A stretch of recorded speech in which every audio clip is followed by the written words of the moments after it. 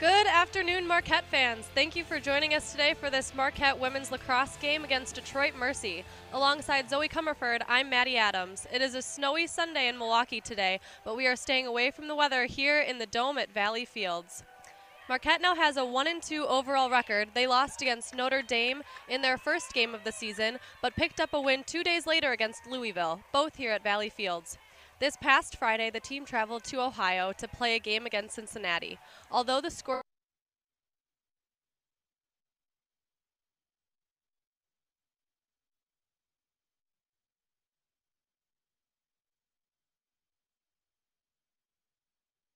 and Madison Kane.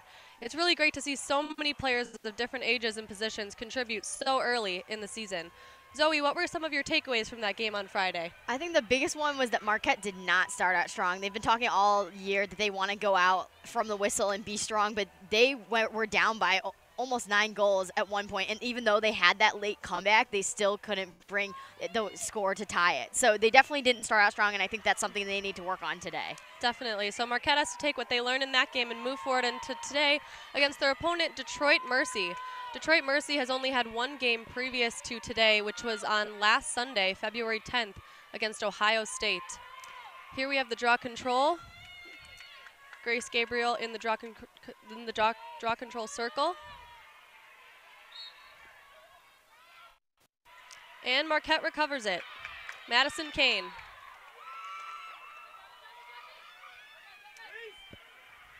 Number 10, Morgan Girardi, crossing the half field now. Passing to Caitlin Wandelt. In Marquette's defensive third early in this first half. Anna Gallagher behind the goal. A lot of movement for the Titans early in this game. Dropped by Caitlin Wandelt. Christina Ellis taking it in. Behind the goal now. Marquette's doing a really good job of closing in on the person with the ball and trying to watch them so they don't get close to Jules Horning.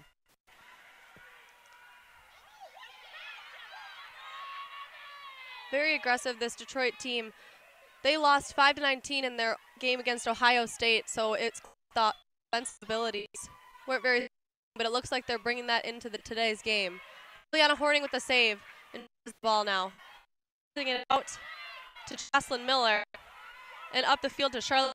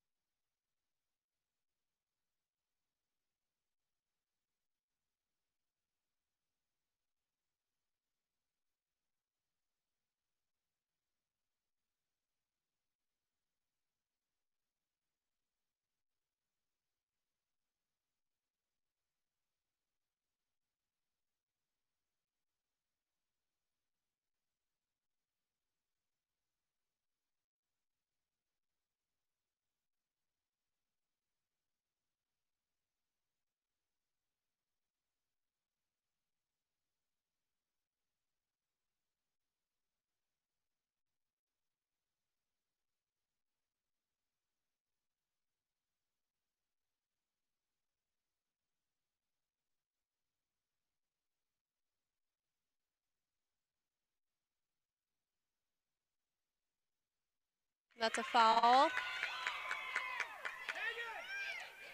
Detroit. Caitlin Wendell is going to have a free attempt. So here for the free position, whenever I think of free positions, I say, okay, you need to get this because it's a free opportunity for you to get a goal and go ahead. So I definitely think they need to capitalize on this opportunity they have right here.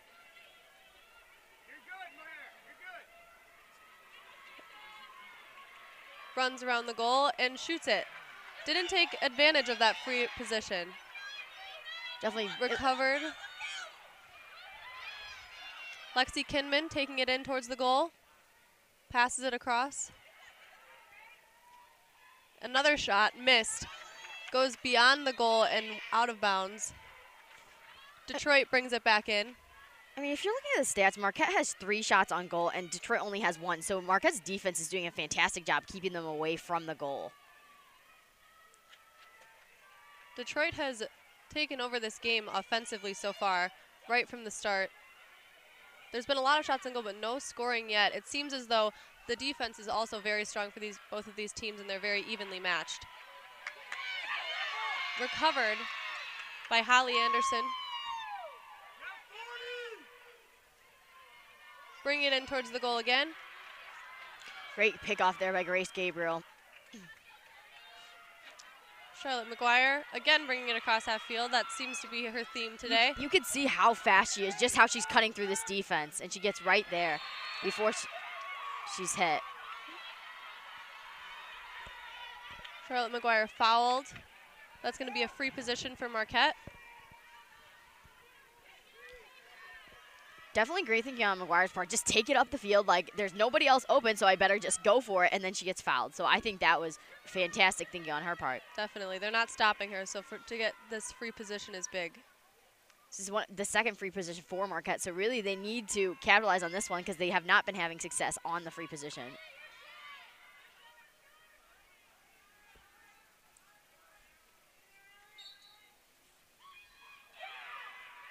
Saved. And Shea Garcia is going to go and pick that one up. Bring it back in. Allison McDonough didn't have to do any work on that. Yeah. Charlotte McGuire just totally missed the goal on that goal. She didn't even take it in. That's a shot by Grace Gabriel, far right. Seems like every goal that Marquette is trying on goal, they cannot get. It seems like they can't find the goal. They keep missing it either left or right, but they can't get it in. Definitely. They're not on frame today, but let's see if they can bring this one out. There's a lot of movement, very in close quarters of right around the goal. And she's got one. That was Charlotte McGuire with the shot. So it's 1-0 Marquette in the 24th minute. Zoe, what do you have to say about who do you think is dominating this game so far? Well, it's a pretty back and forth game like we were seeing, but I definitely think that Marquette's defense is so much better than we've seen them in the past. Like, especially in that Notre Dame game where they had allowed 19 goals. They're not allowing that. And Detroit Mercy has had those opportunities with the free position and everything, but Marquette has just not let that happen and not let it get close to Jules Horning. And I think the defense has really stepped up. And I also think that Detroit Mercy's offense is really struggling, and it seems like they really can't get their momentum and can't hold on to the ball that long. They keep turning it over, and they just can't shoot. Definitely. We have Grace Gabriel in the draw control circle again. We had a substitution. Madison Kane in for Lindsay Wilcox.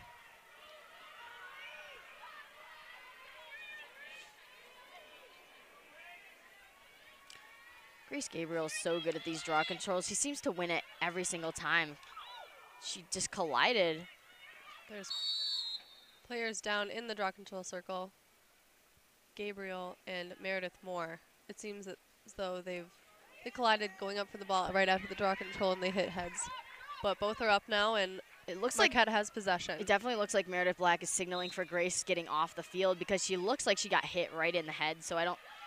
Obviously, Gabriel has the ball, but she looks a lot out of sorts to me. Definitely. They just got caused turnover. Marquette has possession. Grace Gabriel will take it. Passes it off. All the way across the field to Jocelyn Miller, bringing it up the field. Behind the goal now. Over to Shea Garcia. She brings it around front. Grace Gabriel drops it. Gabriel's really having an off game. Lydia Frost recovers in a foul. I think right after Gabriel got hit, it kind of messed her up a little bit, and I think she's still out of sorts from that impact. Faust will now have a free position. Passes it up to Gabriel and around to Garcia, behind the goal and across the field. Bring it back around. Charlotte McGuire takes it in and shoots. Misses and saved by Allison McDonough. Detroit Mercy bringing it up the field. Very back and forth this game. They're already in Marquette's defensive third just after a shot on goal. Christina Ellis bringing it around back.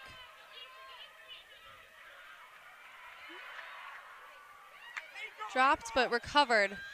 Detroit Mercy still has possession, bringing it around towards the half field of Marquette's defensive third. Marquette's defense does seem to be tripping them up. Detroit Mercy is just passing it around the goal.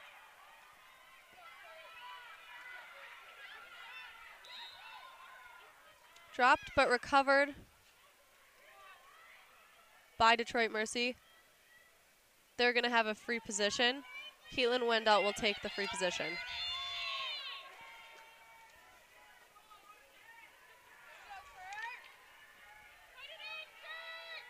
I mean, Caitlin Wendell is the 5'7" redshirt junior from Sayville, New York, and she is so efficient. I mean, she already had 4 ground balls in that first matchup that they had last week against Ohio State. So she's very efficient on the offense. Definitely. That free position was saved by Juliana Horning. Jocelyn Miller now bringing it up the sideline and fouled. So Marquette maintains possession. She's going to pass it back to Charlotte McGuire. Charlotte McGuire bringing it up again. She's crossing the field over to Erin Dowdle. Back behind the goal to Shea Garcia and across the back. Great pass towards the middle of the goal, but dropped and recovered by Detroit Mercy. Meredith Moore now bringing it up the field. Grace is right on her. Cameron Carraro bringing it down the field and into Marquette's defensive third, passes it off, and they're in the far left corner. Carraro definitely outran Jocelyn Miller in that last position. Detroit Mercy just seems like they're going to take time out, and they really need to refocus because it seems that every shot they take, they don't have enough time or they drop it like they just did. Definitely. That's called a foul. They're going to have a free position.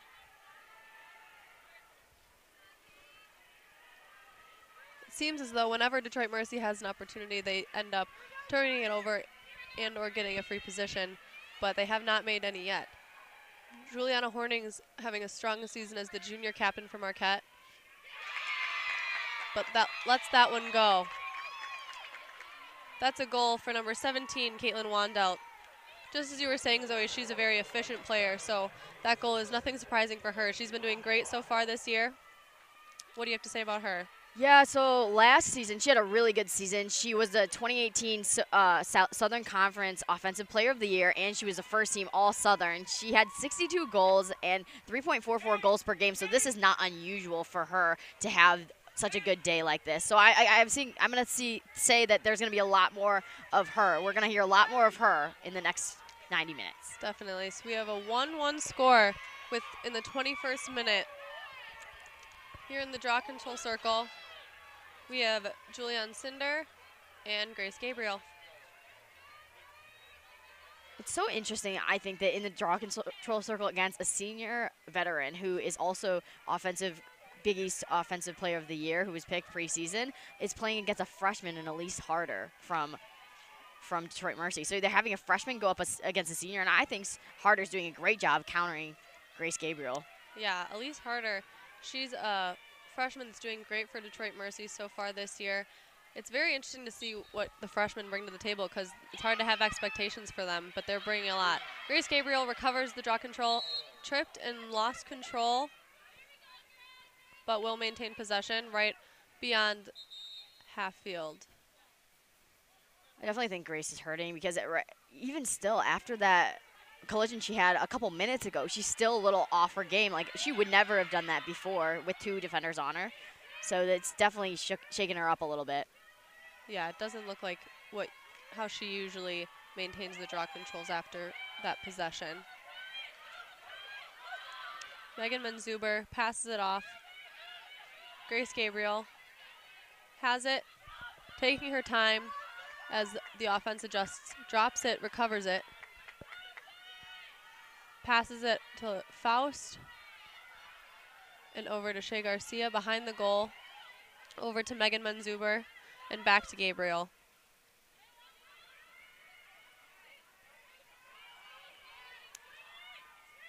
Swinging it around the goal. Coach Black is calling for them to swing it, as it's working so far. And that's a goal for Marquette. Lindsay Wilcox, number 5, senior. It was passed from behind the goal, and she caught it and shot right away, right off of catching it. And that's 2-1 for Marquette in the 20th minute. That was a quick turnaround for Marquette to get another goal in this first half. So Lindsay Wilcox, if we're talking about her, the senior from Oster Bay, New York, she actually this is her 4th goal this season, and she's been very, very efficient on the offense. I really didn't expect her to come out this season and do this well, but she has, and I think that's definitely great to see a senior that's not Grace Gabriel or not Charlotte McGuire step up. And here we have Grace Gabriel stepping out. Looks like they're going to give her a minute to regroup after that collision that has affected her for the past couple of minutes. What I think is interesting is Megan Manzuber is stepping in for Gabriel at the draw control circle, and Manzuber isn't really known for doing many draw controls. So this will be very interesting to see how she handles this. It looks like she's stepping up with Grace out. Someone's got to take care of the draw control circle.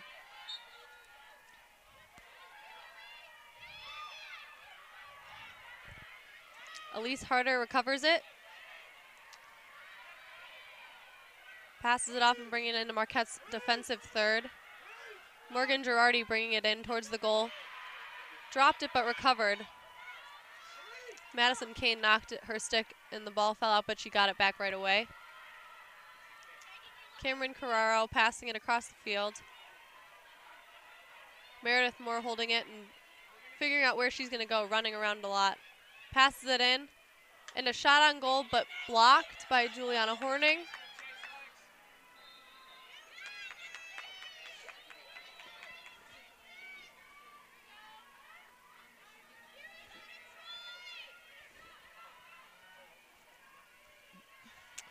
A lot of passing right around the goal.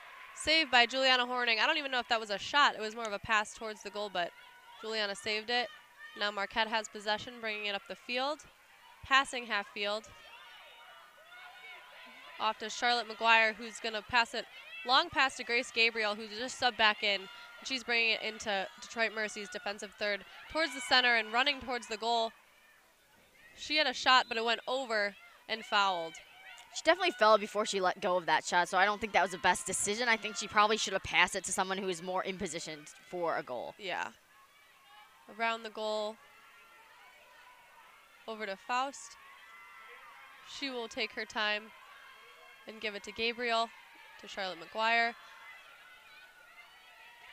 There's a lot of talking coming from both sides of the field today. Both benches are very engaged in the game, which I think helps with the energy a lot for both teams.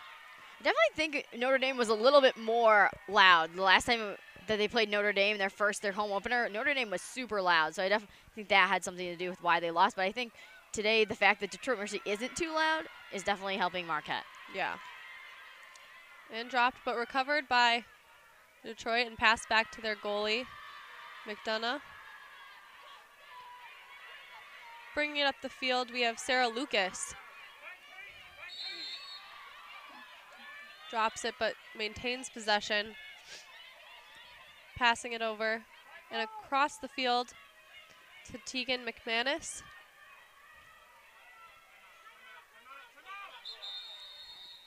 And that's a Detroit Mercy timeout with 17 minutes left in the first half. It's been a very back and forth game, and the score is reflective of that. 2-1 Marquette. What do you have to say about how you think Marquette's coming out today compared to how they've been coming out in their past couple of games so far this season? I mean, I definitely think both teams are coming out strong, and I think what's really interesting is that Detroit Mercy has taken 7 shots, but only 3 of them have been on goal, so definitely not taking the best shots. I think they just aren't setting up for the right shots. They're just kind of taking whatever shot whenever they're closest. They're not necessarily thinking of which will be the best to get in the goal. So I definitely think Detroit Mercy needs to talk about that and getting in position and getting set and then trying to shoot. And I definitely think Marquette obviously having a very good offensive day because they have shot 9. They have 9 shots and 7 of them are on goal. So they're definitely more efficient on that and like thinking about where they need to be in position. So I definitely think Marquette is coming out stronger on that end, and then also in the defense, because I haven't seen a lot from Detroit Mercy's defense, that not a lot of turnovers, and they're just not playing as aggressive, I think, as Marquette. For sure, and I think that when you talk about aggressiveness, Detroit Mercy has 7 fouls and Marquette has 6. It's been a very physical game right from the first whistle, and both teams have had a lot of free positions and a lot of fouls, so I think that that's maintaining the energy and the aggressiveness throughout this game. I think that since it is a close game, nearing the end, it's going to become more and more aggressive since it's been this way the whole game. Detroit Mercy's coach, Megan Callahan, actually played lacrosse for the Titans and graduated from Detroit Mercy in 2014.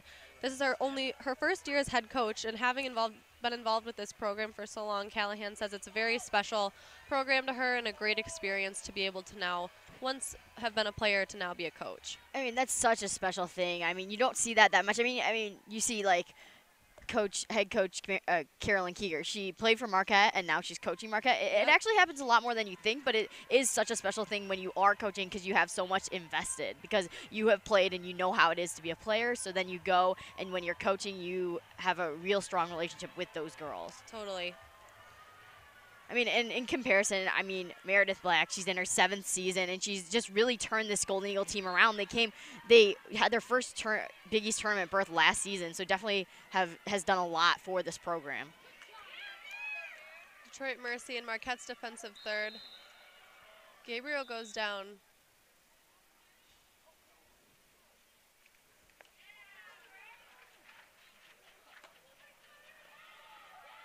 That's going to mean Marquette possession. Grace Gabriel's really getting knocked around today, but she's maintaining her toughness and staying involved in this game.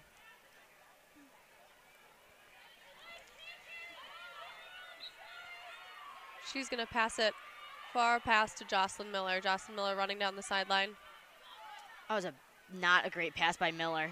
No, but Charlotte McGuire recovers it.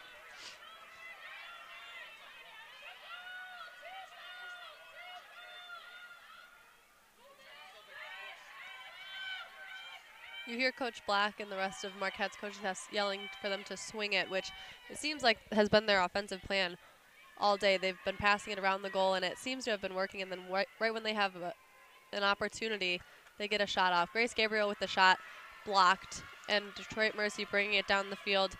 Tegan McManus and passed off to Morgan Girardi. Faust backing up as quickly as she can to keep up with Girardi.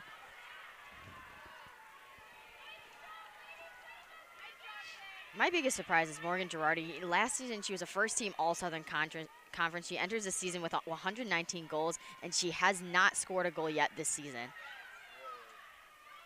That's a shot over the goal, and Detroit Mercy will recover it. Juliana Horning, I think, just missed that one because it went right over the goal, so she didn't need to make the stop.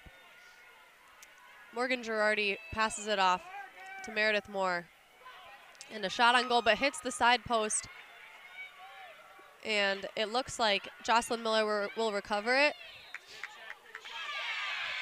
But Detroit Mercy gets that ball, and still in Marquette's defensive third. Grace Gabriel getting subbed out for Lindsay Wilcox. That was a shot on goal, and Juliana Horning blocked it, but before the shot, there seemed to have been a foul. Juliana Horning maintains possession and passes it out. Jocelyn Miller bringing it up the sideline. I give a lot of credit to this score. So it's 15:29 left in this first half. The score is only 2-1 Marquette. So I'm thinking both of these defenses doing a great job at trying to trying to force turnovers and just taking advantage of things when they happen and just not letting the other team score.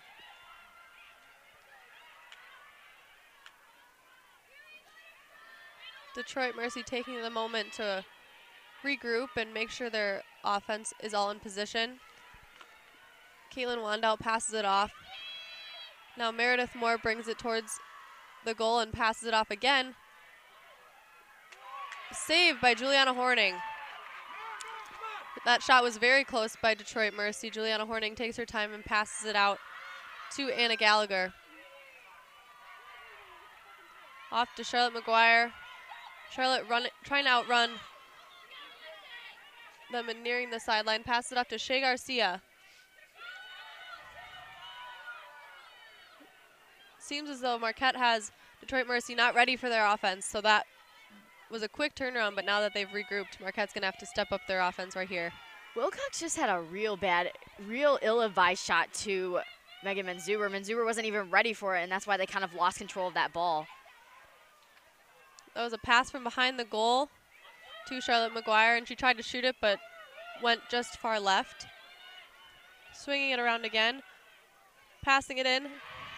In goal by Megan Manzuber. What a great goal. She went right low to low, and I thought that was a fantastic shot by her. And she got in position, and what Detroit Mercy has not been doing all day, and got it in the net. Definitely. You often see those shots that are overhand and they go for the top corner, so I think that was a definitely a good switch up for her to go for the bottom right corner like that. So now it's 3-1 with 13 minutes left. Marquette is continuing to score and learning that their defense is very structured, but they're finding a way to get through it. Marquette has been on their defensive third a lot, and Detroit Mercy has had a lot of turnovers there, so Marquette's defense is doing really great today. Grace Gabriel back in the draw control circle against Elise Harder. I mean, I think it's part that Marquette's defense is doing well, but I also think it's because Detroit Mercy's offense is not very productive. They do not take great shots. They kind of just force the shots and are not thinking about them and setting them up. And Detroit Mercy recovers that one. Caitlin Wandout will bring it down the field, but dropped and fouled, so they will maintain possession there.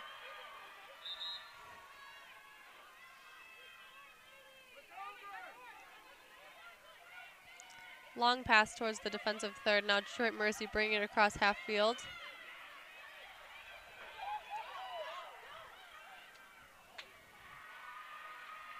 Detroit Mercy with a shot but lost and recovered.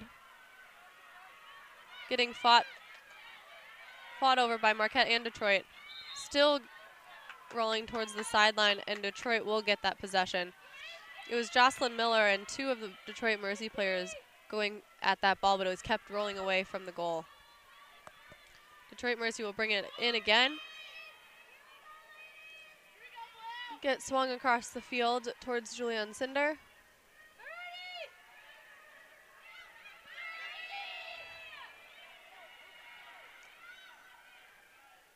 It was a shot on goal, but bounced off to the right. Juliana Horning will recover it outside towards the sideline, bring it down the field, trying to quickly come back so that Detroit Mercy's defense is not in place yet. Anna Gallagher passes it off to Lindsay Wilcox. She passes it off to Charlotte McGuire, and they get across half field. It seems as though Marquette's having a hard time getting right past that half field mark, but once they do, then they get really close to the goal right away. Over to Grace Gabriel, and she's bringing it in. Behind the goal now, passed over to Shea Garcia. She's passing it out, Lindsay Wilcox. In and shot by Grace Gabriel, but a little to the right. Shea Garcia will get that ball. Pass it out to Lindsay Wilcox and over to Madison Kane. Charlotte McGuire bringing it in and around the back of the goal again. Ooh, pass from behind the goal to Shea Garcia right in front of the goal, and she had a shot, but it hit the goalie's leg. Just missed it. Detroit Mercy already across the half field Jocelyn Miller going for that ball. Foul called. Coach Black has said Jocelyn Miller is the most aggressive player on this team, and she's showing that off very well today. I definitely think there's a limit. I think you can be aggressive, but I think there has to be a limit where you say, okay, I need to stop because then I'm going to give them free position. So I definitely think there needs to be a little bit of balance between those two. You either be aggressive or you have to like balance it a little bit. I agree. Jocelyn's been doing a good job of if she does get too aggressive, it is outside, so there is not a free position. Shot and saved by Juliana Horning. Going to recover it. Recovered by Detroit Mercy, and there again, right by Marquette's goal. Shot on goal and made. Caitlin Wandelt. Juliana Horning was a little bit outside the goal there, and it seemed to just bounce right into the back of the net. Caitlin Wandelt is really showing off great for Detroit Mercy today. Yeah, I definitely think she has had, I mean, she's had a great season. We already know last year she had a pretty good season. Like I said, she was first team All-Southern. I mean, she has 3.44 goals per game, and she just got her first one. And, I mean, in Detroit Mercy, she's third all-time in goals with 138. I guess now 139. So she's very efficient. She's very quick, and that's how she saw that Jules Horning was out of the goalie box, out of the goal a little bit, and she took her opportunity. And I think that's exactly what they have to do if they're going to try to tie this game back up. Yep. 3-2 Marquette with 10 minutes left in this first half. Yeah, Wanda does both goals, so it's a lot easier for, I think, Marquette. On Marquette's end, their scoring is all across the board, and so many different players contribute to the scoring, which makes it a lot easier, whereas if they had to rely on only a couple players, it would be a lot harder. Draw control recovered by Madison Kane, but turns it over. Bringing it down the field is Caitlin Wandelt again.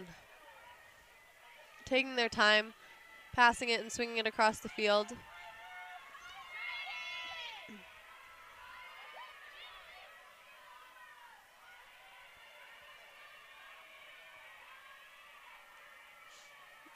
I think that right after the draw control is the best moment to attack quickly, but it seems as though Detroit Mercy is taking their time, waiting for everyone to get in position, but while doing that, it allows for Marquette to get into position as well.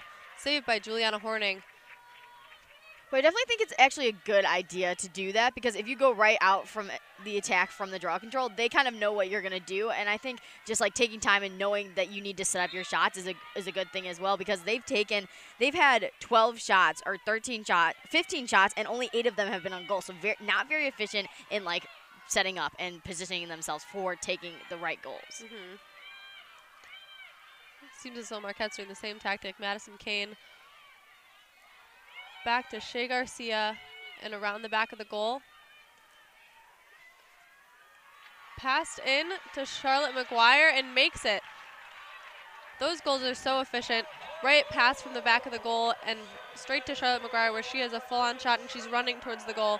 She was able to put it right into the back of the net to the left of the goalie.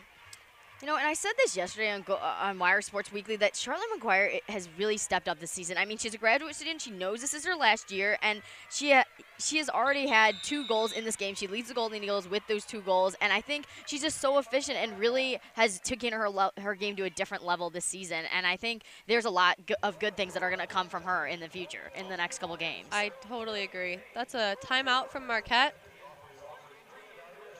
Detroit Mercy only having 1 previous game to today, which was a week ago against Ohio State, shows that they've done a lot in practice because they haven't had much game experience so far this season, whereas Marquette's already had 3 games, and this being their 4th. The Titans lost their game against Ohio State 5-19, and one would think that with Marquette having a couple more games to get more comfortable with each other, they'll be able to pull out this win for sure. However, this 5-19 score looks very similar to the 4-19 score of Marquette's first game of the season against Notre Dame, and that showed that Marquette was able to come back after only 2 days later and win against Louisville. So Marquette is going to find out if they can handle the Titans and get another win to make their record 2-2.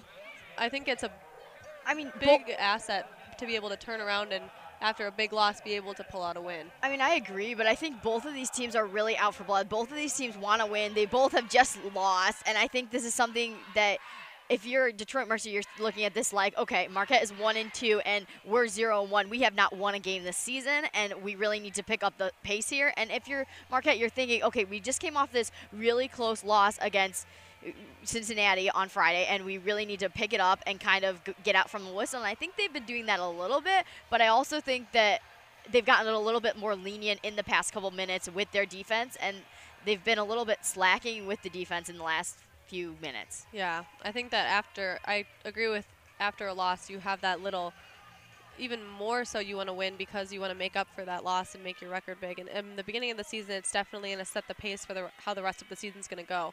So these first couple games are really important for everyone. Exactly, and if you're Marquette, you're thinking, we were talking to Grace Gabriel, and she said that one of the things they want to do is make the Big East tournament, and the only way they're going to do that is if they have a winning record. So I definitely think that hosting the Big East tournament is going to give them that incentive that they want to win the next few games, so they have the winning record, so they can go into the Big East tournament as they're hosting it. For sure. That draw control was recovered by Detroit Mercy by Meredith Moore. Swinging it around the goal, across the field to Caitlin Wandelt, and over to Morgan Girardi.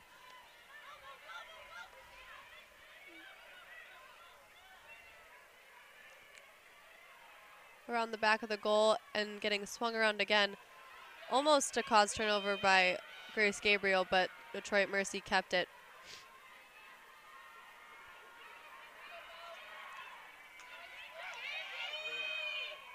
Shot on goal by Lexi Kinmond, just to the right, and Detroit Mercy gets that possession back. Meredith Moore bringing it back out. I mean, I get Detroit Mercy's tactic where they're going to take out time on the shot clock, and it's 34 seconds left before they have to shoot. But I also think if you're thinking that you want to get the momentum and kind of cut into Marquette's deficit, you really need to get going and kind of go and try to score, set yourself up, and then make a good shot. Mm-hmm. Dropped but recovered by Detroit Mercy, bringing it around from the back of the goal. And Juliana Horning recovers it. It was just a drop, but Juliana Horning stepped out and recovered that ball. She's running way out from the goal and passes it off and gets back into her position.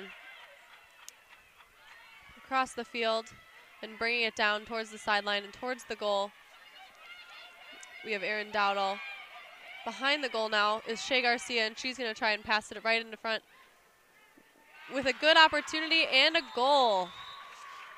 Megan Menzuber with that goal. Shea Garcia had a great pass right to her where Menzuber could run onto it and have a first-time shot, and it went right into the back of the net. Okay, Megan Menzuber, she's very interesting to me, I think. She's 5'8", and she definitely kind of looks like she towers over some of the Detroit Mercy players, and the fact that she just got that goal shows that like her quickness and athleticism really helped her get that goal in the last possession.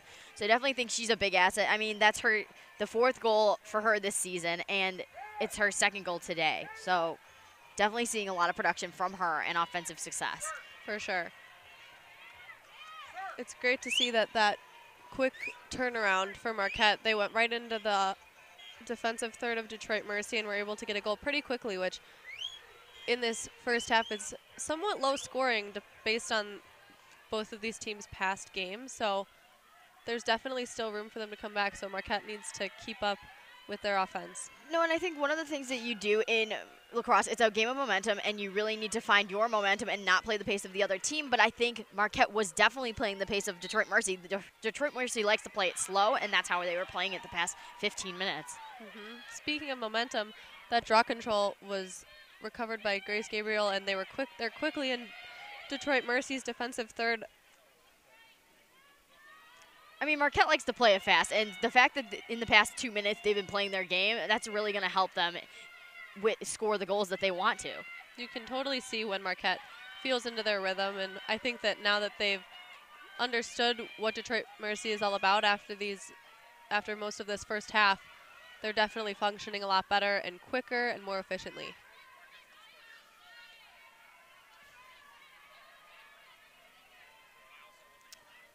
Running all the way across the field and then passing it off.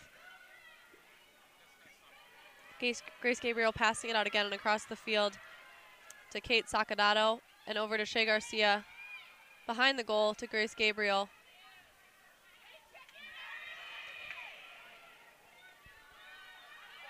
over the goal to Faust and off the top of her stick and out of bounds. It's going to be Detroit Mercy's possession, and they start to bring it up the field. What I think Detroit Mercy has done a great job of is limiting Grace Gabriel. Gabriel has no goals, and I mean, she's picked as one of the best offensive players in the Big East, and the fact that they're limiting her to no goals and double teaming her every time she has the ball, or at least, I mean, Ali Majaros is doing a fantastic job guarding her and not letting her get too close to get those goals. That was a turnover, so Jules Horning is going to, Marquette's going to be able to recover, and Jules Horning is passing it out. I think that was an example of when Detroit Mercy was going too fast and just lost control. But now we have a breakaway by Lexi Kinman, and she scores. What a great job by her. She went right across the body, and it was like perfect placement. Jules Horning was not even close to getting that save. So I think that was really is going to change the momentum for the rest of this half. Yeah, I think that was also just because Detroit Mercy had turned it over, they all ran back so quickly, so Lexi Kinman was in good position and there was no one else around. And even with no one else around, that good shot made the goal because Jules Horning was ready and prepared because she saw her coming and was ready for that shot. So good job by Lexi Kinman. I mean, Kinman, she's had a pretty successful first game. She had 2 goals in the first game. This is her 3rd goal of the season. She's been pretty effective, and she's one of those attackers that's, I mean, last year she had a very good season as well. She was another first-team All-Southern and on the All-Tournament team, and she's really more effective in like getting assists, but the fact that she is also getting goals is definitely helping Detroit Mercy get that confidence back and kind of maybe might change the momentum for them because they definitely want this momentum to be changed. Yes, I agree. 5-3 with 5 minutes left in this first half. Grace Gabriel is not in the draw control circle. We have Emily Cooper against Elise Harder. She's maintaining a good standing in the draw control circle. I mean, Emily Cooper's not one we see out here that much anyway. She's only played 2 games this season, and last season she only played 8 total games. She's not someone we usually see in the draw control circle anyway. And Detroit Mercy recovers it. Grace Gabriel on her. Detroit Mercy bringing it down the field. Elise Harder going towards the sideline, fighting it with Madison Kane. Passes it towards the middle of the field.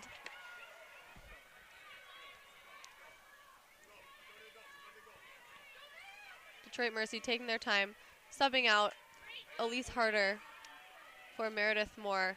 So they're waiting for all of their players to get back into position before they started their offensive attack.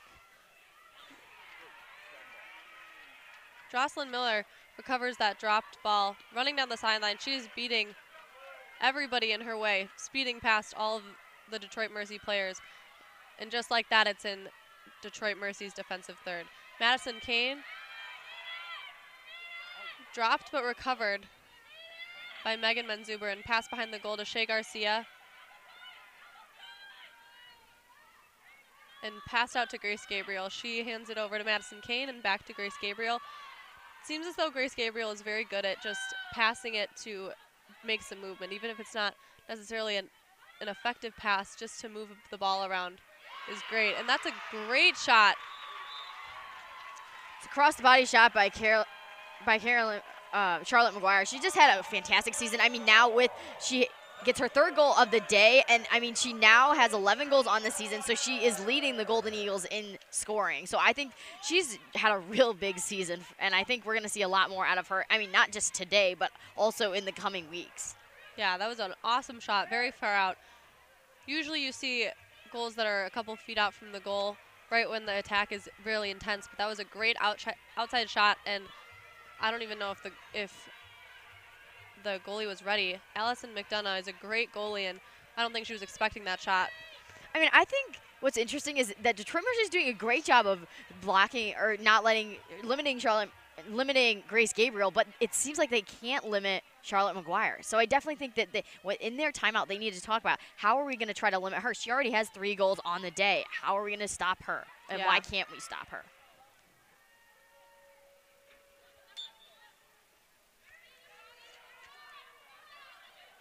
Grace Gabriel recovers the draw control. Emily Cooper getting subbed out right after. She was in the draw control circle. And going in for her is Megan Menzuber.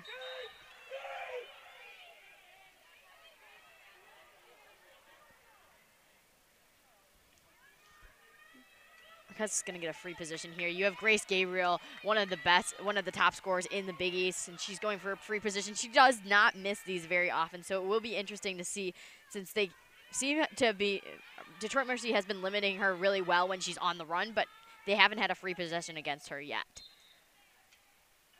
Ooh, and a great save by McDonough. It went right into the back of her stick. Turned over and recovered by Marquette. Erin Dowdle got in the way of that pass and recovered it. Marquette's going to have possession right behind the half field for Marquette. Passes it back and now brings it up across the field to Jocelyn Miller. Jocelyn Miller's speed today is greatly impacting her. She's not passing it until she's farther down the field, and I think that's giving her a lot better of an opportunity.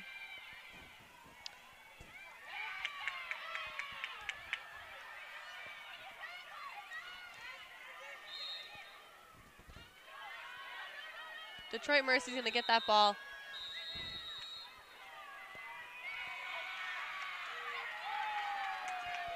That's a yellow card for Kate Sock. If you're Meredith Black, you definitely don't want to see that. The yellow card given. I guess it's closer to halftime then, but still, you don't want a yellow card ever given against your player, because that you will have a man down opportunity, and that's definitely not what you want. Right.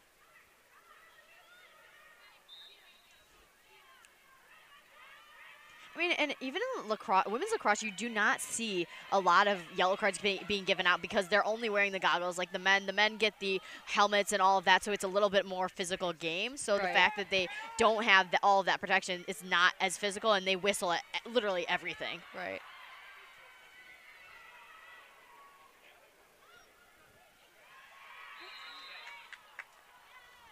There was it looked like it was just a drop, and it went across the goal, but didn't get into the goal. Juliana Horning recovered it. There's going to be a free position for Detroit Mercy. Yeah, I don't know if that was a shot or just a pass. It looked like it just bobbled right out. And that one gets into the back of the net. That's going to make it 6-4 with 2 minutes left in the first half.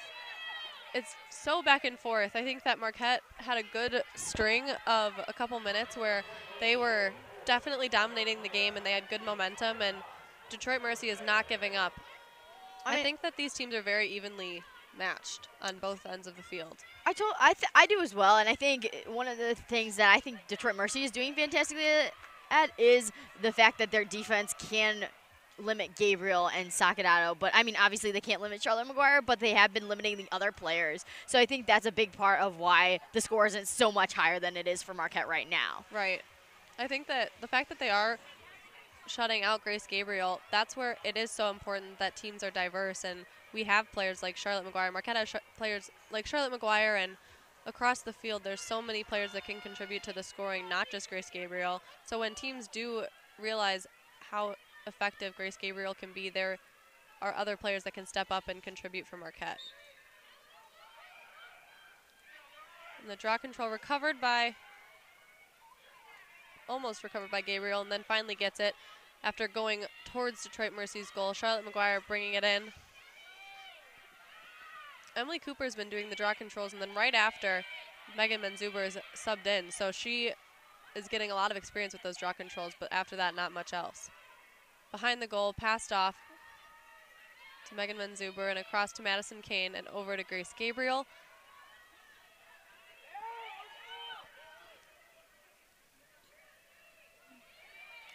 Shea Garcia is behind the goal. She does a great job of distributing the ball. And Shea Garcia, she was in great position.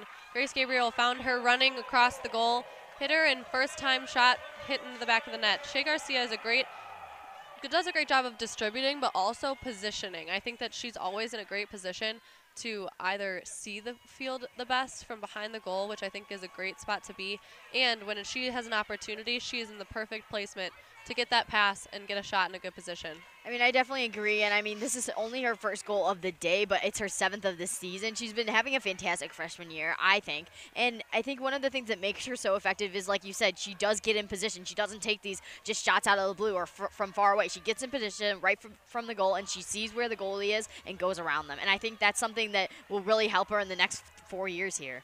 Right, and being a freshman, having that many goals already in only a couple of games is very impressive. I mean, she's 80% shots on goal, so most all of her shots that she takes are in position and great shots. Draw control recovered by Marquette. Wilcox looks like she got a little hit on that one, so it will be Marquette's possession.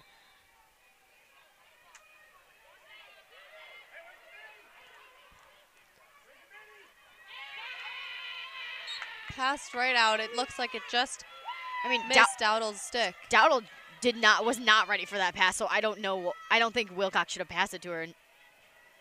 That was a very ill-advised pass. I think Marquette that was a bad turnover.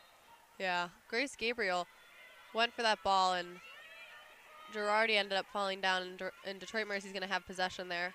I think Grace Gabriel is maybe getting a little frustrated. I think that Detroit Mercy's doing a great job of shutting her down, but I think she's really trying to find a way to help Marquette today. Dropped and recovered.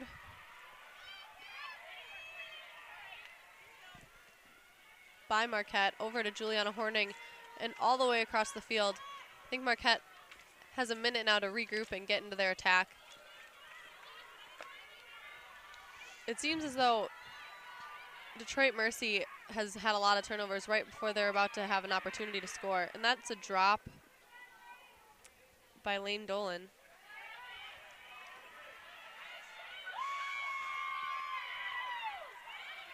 Off to Charlotte McGuire and all the way across the field to Lindsay Wilcox.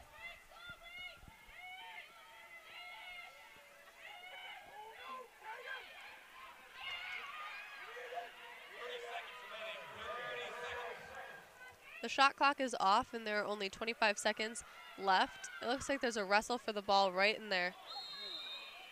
Kate Sakadato fell down hard. That looked like it hurt.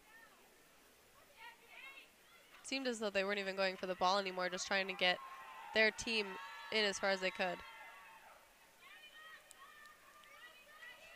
This is going to mean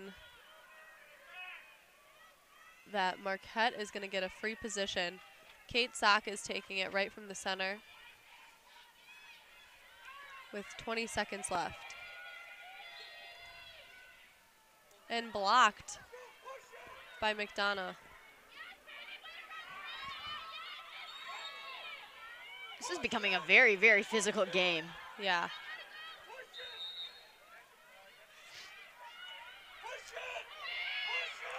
Detroit Mercy has a quick turnaround. 6 seconds left. They're going to try and get a shot off.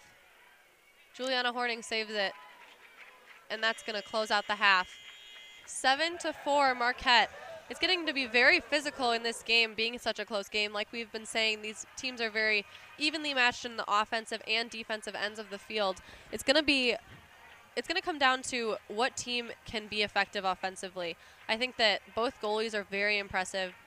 Horning and McDonough are going to save any mediocre shot. So I think that what both teams need to focus on is how they're going to be effective offensively. Yeah, and I think someone we really haven't talked about that much is Allison McDonough. I mean, obviously she's the goalie that has been saving literally everything. She already has 9 saves on the day compared to Horning's only 7, and I think she's so effective from the goal. I mean, last season, she was the 2018 Southern Conference Defensive Player of the Year and another first-team All-Southern Conference.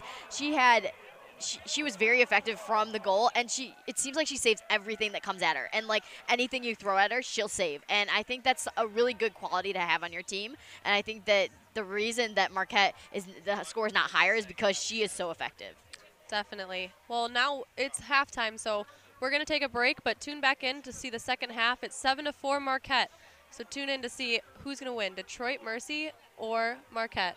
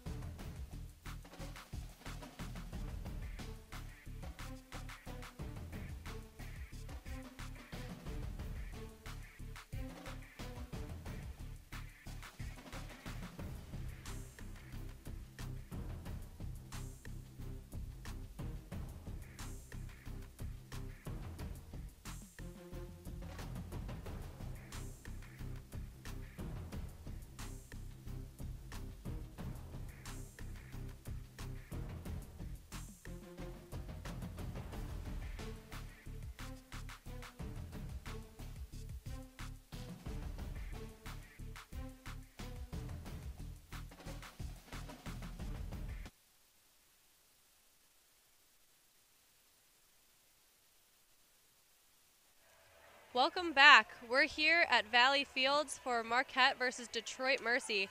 The score is 7-4. Marquette is up. It's been a very close game back and forth all first half.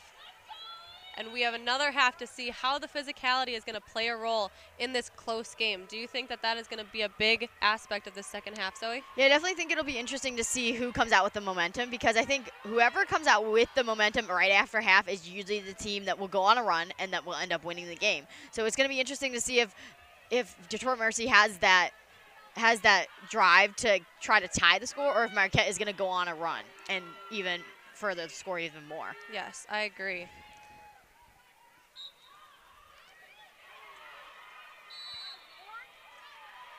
For Marquette, starting the second half, we have McGuire, Menzuber, Garcia, Wilcox, Gabriel, Sacadato, Kane, Dolan, Gallagher, Miller, Horning, Dowdle, and Faust. And for Detroit Mercy, we have Wandelt, Kinmond, Carraro, Ellis, Harder, Magyaros, Girardi, McCafferty, McManus, Lesak, McDonough, Lucas, and more. And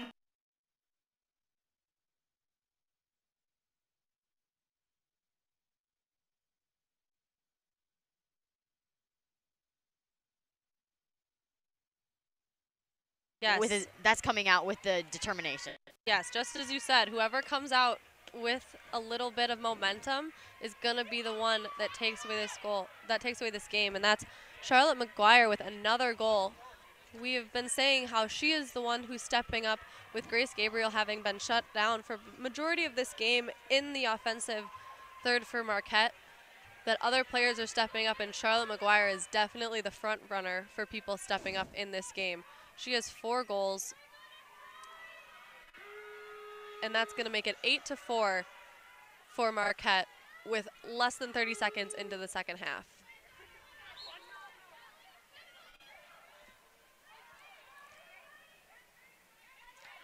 And Marquette recovers that draw control. Oh, they're having Emily Cooper come in just for controls, and after they're having Megan Menzuber sub back in to help with offense. And there's another goal for Marquette, still within the first minute of the second half, was number 16, Madison. A quick turnaround after that control for Marquette and make it 9-4. So as you said, whoever comes out with momentum in this second half is be the one that takes it. I know. I always say that the team that gets it talking to in the locker room usually comes out and they want to run, and I think that's what Meredith Black exactly.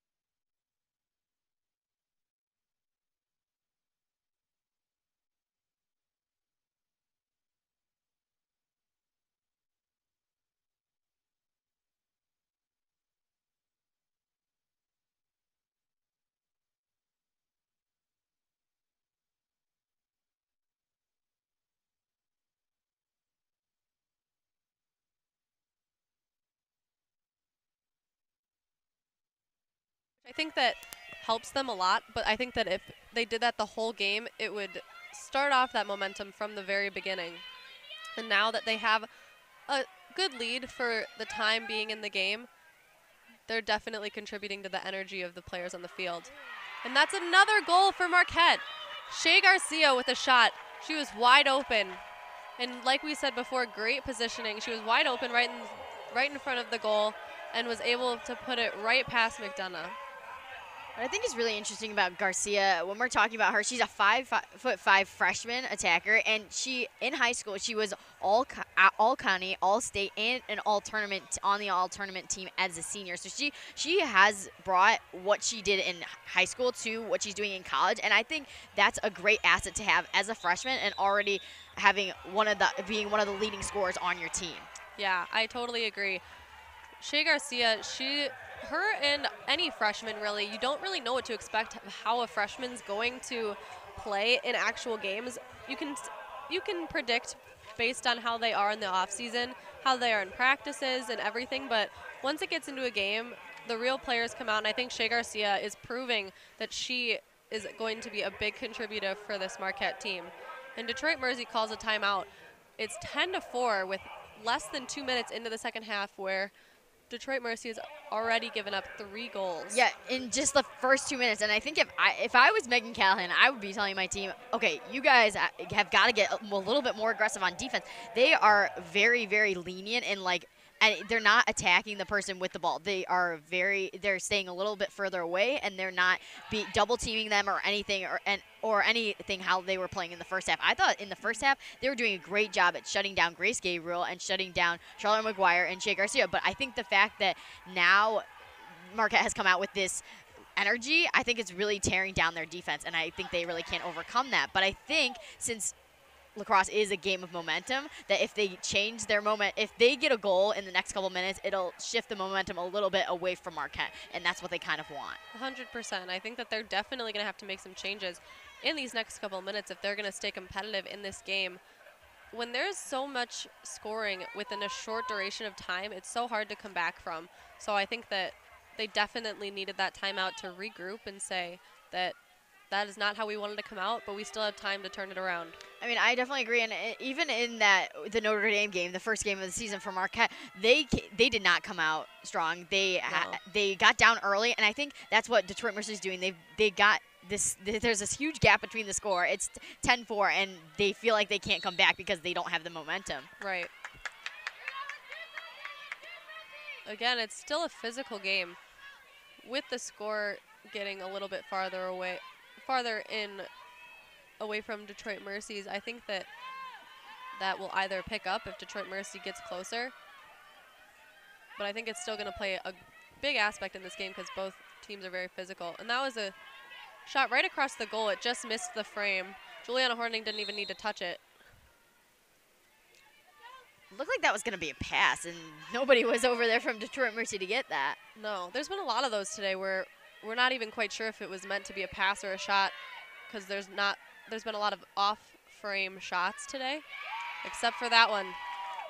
Goal for Detroit Mercy. Well, like I said, that might give Detroit Mercy a little bit more momentum. I mean, now they're only down by 5, and they do after getting that goal, they kind of know, okay, we've settled Marquette down a little bit, and they're not scoring, and we are. So I definitely think that should give them a little bit more spark, and hopefully they're a little bit faster than they were at the start of this half a couple minutes ago. That goal was from Caitlin Wandell, and she's a very impressive player. I mean, we've talked about her a lot in like being so good offensively, and I think that something that makes her so good is because she's so fast. And I mean, she's number 3 all-time in goals in Detroit Mercy history. And I mean, she's so effective from that. She's also tied for 4th in assists, so she's just very good offensively in general in every aspect of the offense. Right. That's her 3rd goal for the season and 3rd goal today, so she's having a great day. Caitlin Wandell. I mean, she actually leads her team with those 3 goals. Grace Gabriel, again, making a big impact in the draw control circle and bringing it up all the way towards the goal. Held on to it the whole way there. Had a shot but missed, and Shea Garcia recovers it. I honestly could see where Grace Gabriel might start getting a little bit frustrated. I mean, she's known for getting goals. I mean, she scored 5 goals in one game, so she definitely has to be thinking, okay, what's going wrong and how can I fix this? I mean, she's doing everything she can trying to help her teammates, but I definitely think she is getting a little bit frustrated. Right. Her run just now kind of showed that she is ready to get towards the goal and make an impact. And that shot just missed, but she's definitely has had opportunities, and I think it's only a matter of time before one of those goes in today. Another shot by Gabriel. She is definitely frustrated. That was on frame. It just happened to bounce to the left of the goal. Marquette still maintained possession. I mean, McDonough's vision, any time that there's someone coming towards her at the goal, is so effective that she just knows where the ball is going to go. I think she, like, predicts where it's going to go before it goes, and she saves it. So I think that's something that makes Detroit Mercy has a great asset for them, having a goalie that is so effective. Right, and as a goalie, that's sometimes the most you can do is predict what way the ball is going to go, and by the time you dive, it might be too late for you to figure out which way it's going to go. So she is great in doing that. Picked off by Manzuber. She saw that and she intercepted that right there. That was a great look by her. And I mean, she passes it to Shea Garcia and gets a goal and an assist. So that was an awesome play. Very quick movement. I think that's a great opportunity and a great example of when a team can capitalize on when their opponent's defense isn't ready, that they can really move around well and get into open space, just like Shea Garcia did. I love the way that Shea Garcia runs onto the ball right in front of the goal to be able to get those shots off, because I think that her moving while she's shooting adds another level of difficulty for the defense to be able to prepare for where that ball is going to go. Exactly, and we've been talking a lot about Shea Garcia and how she was so effective in high school, and I think one of the things that's really interesting is that with this goal she just got, it's her 9th of the season, and she is now tied with Grace Gabriel for 2nd leading scorer of the team as a freshman. And she's with all these seniors, like Charlotte McGuire is leading with 15 goals, and then Shea Garcia and Grace Gabriel with 9. So I think it's so good to have a freshman that is doing so well early in the season. Yeah. It definitely shows a lot of promise for Marquette. Definitely, in the upcoming years as well. So Detroit Mercy needs to get a little bit more momentum. I think they've been a little slow on their defense when Marquette has been going and running through their defense so easily. I think they've been very, very slow. Yeah. And they really need to pick up and get a little more energy. I mean, you are down by 6 points. You are down by 6 goals, but you still need to have that drive that, like, we could do it. Right. Even in just a foot race, when Marquette's running down the field, they're beating the Detroit Mercy players. I just also think that's Marquette's speed, and that's how they run. Yeah, and that's helping them a lot today. I mean, we all know that Marquette plays a fast-paced game, and I think that's definitely helping them today. And the reason that Detroit Mercy isn't doing as well as they should is because they want to play a slower game, but the fact that Marquette is pushing the tempo so fast is making it hard for them to do anything. Yeah. Right after Detroit Mercy's timeout, it seemed as though that they had a better idea of how to handle the second half with scoring a goal right after.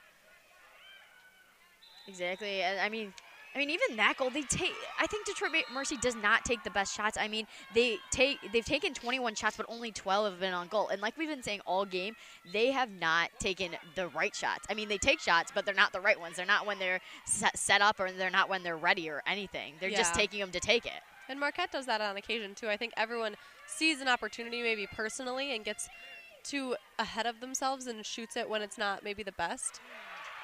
Unlike that one, Lydia Faust with the goal and the assist from McGuire. She was in great position again. I think Detroit Mercy seems to have a gap right in the middle of right in front of the goal. And I don't know why they would leave that space open, because it's a perfect place for a Marquette player to stand and get a great shot off. That one and Shea Garcia's right before, they stood pretty much in the same spot. Exactly. And if you're looking after halftime right now, I mean, Marquette has now had they went on a 3-0 run, and now they're on a 2-0 run again. So I definitely think Detroit Mercy has to, like we said, pick up their defense and kind of whenever someone has the ball, single in on that person and have 2 or 3 people on them to know if they're going to shoot or not, because I think that's their biggest problem, is that they have one person, and usually that one person from their team gets outrun by a Marquette person. The Marquette player with the ball always outruns the Detroit Mercy defender. Definitely.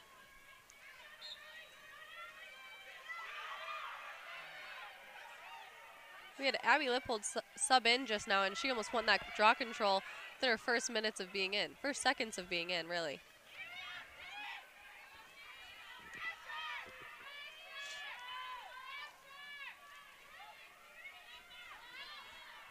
And we have a substitution.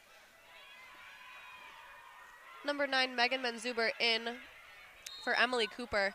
They've done that after every draw control. Emily Cooper is taking over the draw controls. Not sure why Grace Gabriel isn't, even though she usually does. But Grace Gabriel has been effective on being on the outskirts of the circle. So maybe Marquette's finding that instead of being the one that does the draw control, Grace Gabriel, can be more effective if she runs onto it. And that one goes just by Jocelyn Miller. And Detroit Mercy can recover that ball and bring it up. Possession's been very back and forth. And a lot of Marquette's possessions have ended in goals. But for Detroit Mercy, I feel like there's been a lot of turnovers, too. Yeah, I think it's just because Detroit Mercy, when they pass it, too, they're not really seeing if their person is open. And I feel like some of their passes have definitely been miscommunications. Like the person has turned already or something, and then it's just they're just confused about who's actually going to get the ball. Right.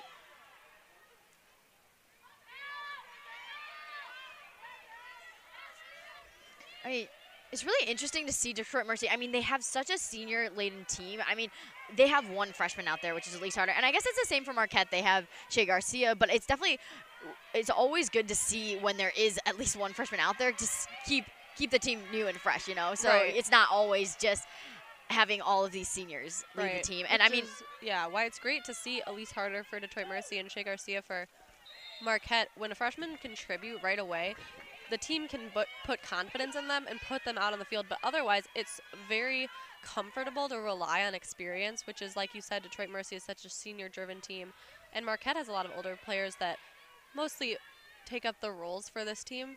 Like you said, senior Lexi Kinman, she was the main component offensively in their last game against Ohio State with 2 goals and an assist, and by the style of her play, you can tell that she has a lot of experience and knows how to help these Titans. Juliana Horning with the save. And Detroit Mercy is going to be able to get that possession. Starting behind Marquette's goal. Bringing it back in front of the goal. A lot of physicality still. Maintaining Detroit Mercy outside the goal. And it looks like Lane Dolan was called on that, and it'll be a free position for Detroit Mercy. I mean, Dolan was right there on top of she was right there on top of Wandell and not really letting her get a shot off anyway, so I definitely see where that is a free position for Wandell. And, I mean, now that Wandell has kind of the moment, I mean, she has an opportunity here to put her team back in it. Marquette was able to break that up, so she wasn't even able to get a shot off, and Marquette's going to be able to maintain possession and start from their defensive third. With 22 minutes left, it's 12-5. Marquette has dominated the second half so far, and it continues to be a competition. Detroit Mercy is definitely still challenging Marquette in their defensive third, but Marquette's been able to find goals and find the gaps in their defense to be able to get good shots off. Here's Grace Gabriel. She has still not scored today. A player who a lot of people can expect goals from. An experienced player who is a threat offensively and all over the field. But teams know that, and teams know just how to guard her to maintain her to be outside of the goal area. Great pass by Shea Garcia. That pass has worked many times today for Marquette. It has. It looked like now Megan Manzuber will have a free position on the left side of the fan. I mean, this is definitely an opportunity for Marquette. I mean, they could go up 13-5, which would be significant, but I definitely think that Detroit Mercy really needs to pick up their defense because I don't think they're being as fast or as aggressive as they should be.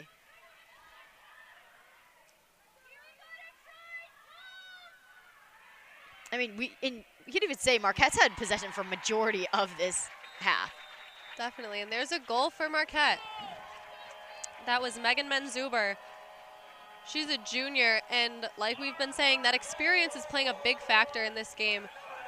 Players being able to see exactly where they need to be in the shots, the way that the shots need to go into the goal is going to be the deciding factor, I think, because like you said earlier, Detroit Mercy, it's not that they haven't had shots on goal, but they just aren't on frame, and they're not getting into the right positions before they shoot, which is causing them to have a harder time getting into the back of the net, whereas Marquette has made a point to be in the right position and wait for that right opportunity, which might not always be the first or second opportunity that they get while they're in their offensive third to take a shot, but they wait for the right one, and it's a positive thing because their score is reflective of it. 13-5 now with 21 minutes left, and here we are in the draw control circle again with Emily Cooper and Elise Harder. I mean, if you were talking about how Marquette takes whenever they have a shot, they take a good shot, and I definitely think that's reflective in the statistics. I mean, they've taken 31 shots, but 22 of them have been on goal compared to Detroit Mercy, who have taken 23 shots and only 12 have been on goal. So almost half of their shots they do not take on good positions, and they're not set ready to take the shot. So I definitely think they just throw up those shots just because they're trying to get a goal. Right, especially now that we're in the second half and they're down. That probably is going to happen even more, just in desperate need to try and get a goal. A shot from behind the net. But taken out of Dunna's net by Kate Sock. That was a great, she came up behind her and knocked it right out so Marquette could have possession, but that's going to result in a yellow card. It's their second one today. It seemed like an aggressive play, and it's, I feel like, always so challenging to sneak up on the goalie because they have such a good presence on the field that once they have the ball, I think a lot of people just kind of step back and let them have it. So that was a good aggressive play by Kate Sock, but it just ended up that it was not properly executed and ended up in a yellow card for her, which is, like you said, her second one of the day. And that's always hard. Like you said, Coach Black probably hates to see that because now they're down a player. And Shea Garcia is going to have to step up even more in the attack. Definitely Sarah Lucas cutting through Marquette's defense right there. I think they're getting a little bit momentum after that yellow card, I would say. And that was, we were just saying, Detroit Mercy wasn't doing a good job of getting in position, but that was an exception. That looked like a lot of Marquette's goals from today with someone standing right in that gap, right in front of the goal and being able to, while moving, put it in the back of the net.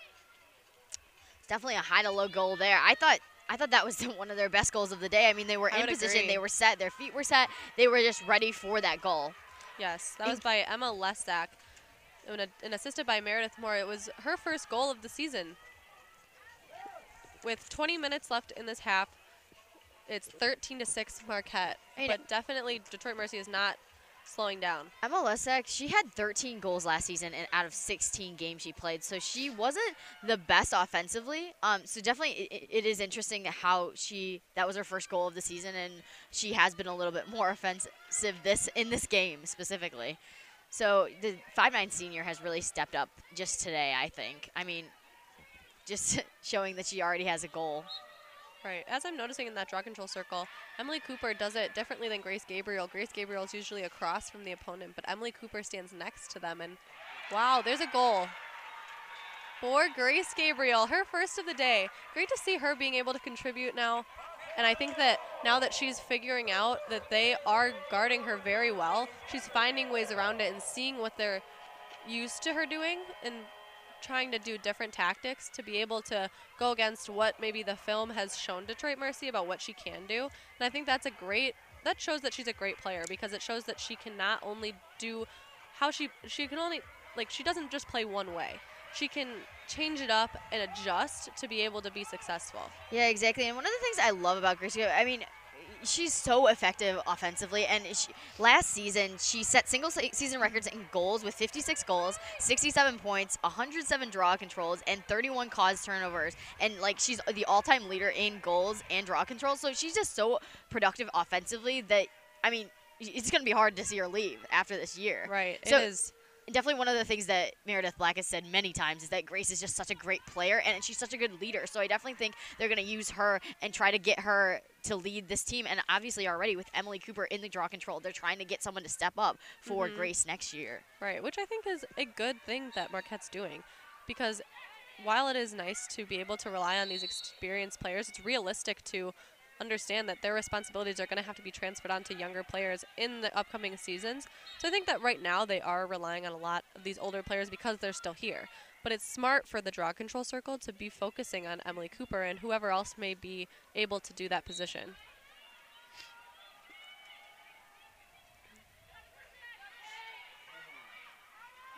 Dropped it and recovered. Oh, Gabriel tripped She had it, but it fell out of her net when she tripped, and Detroit Mercy gets it. It actually seems like a lot of people have been tripping on the field today. I'm not going to lie. There have been Yeah. a lot of people that have been falling and slipping. I don't know if it's just maybe Valley Field's a little bit slippery today because of the snow, but it seems like a lot of people, not just Gabriel, are falling. I agree. Maybe it is the snow, or maybe it's just that it's so physical, too. I can't tell if there's tripping or if they're getting pushed. There is a lot of physicality. We saw it really showing in the end of the first half.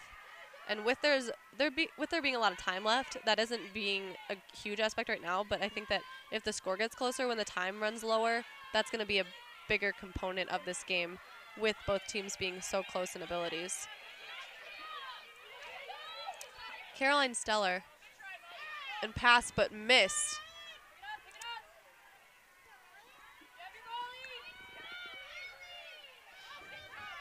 I mean, for Stellar, she's a 5'4" sophomore. I mean, this is the fourth game she's played, obviously, and she is pretty effective offensively. So, but this is her first time in the game, so it's definitely interesting to see if they're putting her in because they know that maybe she's going to get a goal, or maybe she's going to pump up Marquette's enthusiasm a little bit. Definitely, and I think that games like this where they do have more of a comfortable lead, it's nice that they're putting in players that don't usually see minutes and having an opportunity for them where if they don't perform to their greatest ability because it's their first time going in the game, it's not a big deal. It's not a big deal, and they can recover from that.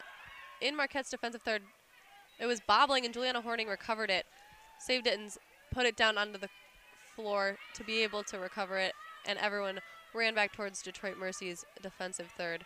Marquette bringing it down the field now. Exactly, Maddie, I totally agree with what you said. I think that putting in these players that don't get to see time is such a good thing.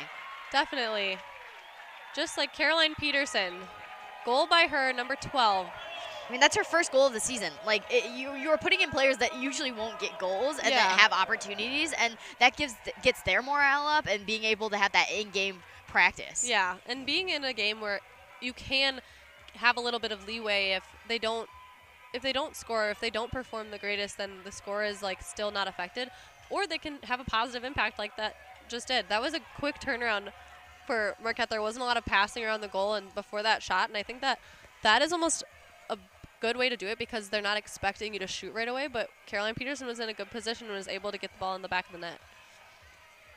Yeah, so if we're looking at her stats from last year, she only had a total of 3 goals and 10 shots, and today she already had a goal, and it's pretty early. We'll say it's pretty early in the season. I mean, their season goes till April, so it's definitely nice that Meredith Black knows that, okay, I can put these players in because they have such a comfortable lead that it's resulting in positive impacts for both the players, for the players and the score. Right.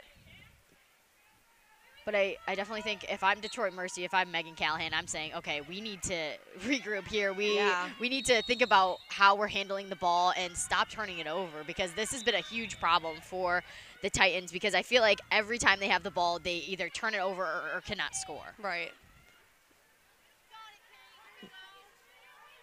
And with Detroit Mercy being aware that Marquette is now playing some of their second-string players, I think that almost makes them have a little bit more reason to compete because they feel as though they should be able to dominate over a team's second-string players. But Marquette's second string is being competitive.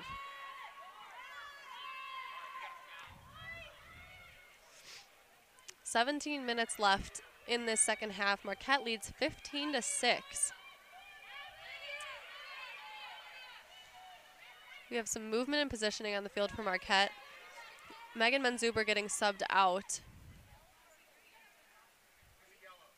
It's a yellow card, Yellow card on Menzuber. So that's Marquette's 3rd yellow card of the game. They're playing a very physical game, and I see where that happens. But also, it's definitely not a good thing. You don't want a yellow card in women's lacrosse. No. I mean, you don't want a yellow card in any sport, but especially women's lacrosse, you don't see it that much because they are wearing the goggles. Yeah. So they don't want you to be as physical, and that's why they give I feel like they give the yellow cards out only if there's something really blatant. Definitely. That was a far-out shot, but blocked by players just standing in the way because they were closer to the goal. Caroline Peterson bobbled it, and Detroit Mercy's going to have possession behind Marquette's goal. So what I think is interesting is they put Sophia Leva in for goal, and, I mean, she just got scored on. Right. Maybe they felt like with that little bit of a scoring bubble, they could give her an opportunity, which I think even if she does get scored on, it's good experience. And with the score being farther away from Detroit Mercy's, she has that feeling of a game. I mean, and yeah. you're not going to get that unless you take a chance and put her in when there's an opportunity for her. I totally agree. And I mean, Sophia only played last year a total of 7 games, and she's already played now 3 games this season. So she's definitely having a lot more time, and it's definitely good because I mean, I know that Jules Horning is only a junior, so she does have another year, but it is nice to see that they're kind of training other people when there is such a scoring bubble that they could train Sophia to, okay, you could play here and like see how you do and just get that in-game experience, because I mean, it's so different from practice compared to playing in competition. Right, because in practice you have a better feel for how your own teammates are going to be in the attack, and obviously from watching film of the teams that you're going to be playing against, you have somewhat of an idea, but you really don't know the experience until you're against them out on the field and seeing how they act in every different situation. And even if it's not successful, she's having good experience, and she's seeing that sometimes, like, she's going to learn. Sometimes if that shot happens again, she's going to have to adjust and do it differently so she can have a better result. I definitely agree. I mean, and obviously the timeout was much needed, I think, for Detroit Mercy. They're not having any offensive success. They haven't had a goal since the 21st minute. So it's definitely interesting to see that why anyone took a timeout, because they really need to regroup and say, okay, there's a lot of things we need to be doing differently, especially in the defensive realm, because Marquette has scored on them countless goals, like 6 goals in this half, and the fact that they're scoring so easily definitely tells Detroit Mercy, okay, there are a lot of things that our team needs to do better at, and some of that comes in double teaming the person with the ball. Definitely. There's also been 17 fouls for Detroit Mercy and 24 for Marquette. I think that as this time runs out, it's going to become even more for both teams. And all that shows is what we've been saying all along, that this is a very, very physical game. And I think this is one of the most physical lacrosse games I've seen at Valley. Same. So I I agree. think that, it's good to be physical, but there's always a balance. Like I was saying earlier, there's always a balance of you need to be physical, but also you shouldn't be getting these yellow cards. Yeah.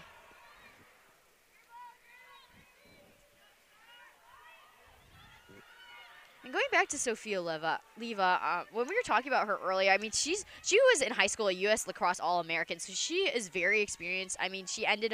She led her club or team to 2 league championships and regional and sectional titles, and she finished her senior year with 191 saves and above a 500 save percentage. So she's a very effective goalie, and I think the fact that she's getting this time now is helping her to have that confidence that when Marquette goes into these crunch times that she can come out and be successful. Right. As well as anyone else on the team. Yeah. I completely agree. That was Charlotte McGuire in the draw control circle. Again, trying out many different players in there. Marquette swinging it around and taking their time on the offense. They can definitely have the luxury of taking their time now at this point in the game with a good amount of time left, 16 minutes, and having such a big lead. So it allows them to take their time and find the best positioning for any offensive attack. There's exactly what I said about the defenses. They had Detroit Mercy had 3 players on Shea Garcia, and I think that's what you need to do. If you have somebody that's scoring on you, you need to double team that at least. Megan Manzuber, she weaved through 2 defenders there and was able to put it right behind McDonough. Manzuber and McGuire are now tied with 4 goals apiece, and Marquette is just so effective offensively today, and I think that's part because Detroit Mercy's defense has really been lacking in speed. They have, like we were talking about, they had those 3 players on Shea, but I think that you can't just do that. You have to know that anyone with the ball, you have to do that, and they didn't do that for Megan. So I definitely think they need to step it up on the defensive end because they're not having that much defensive success right now.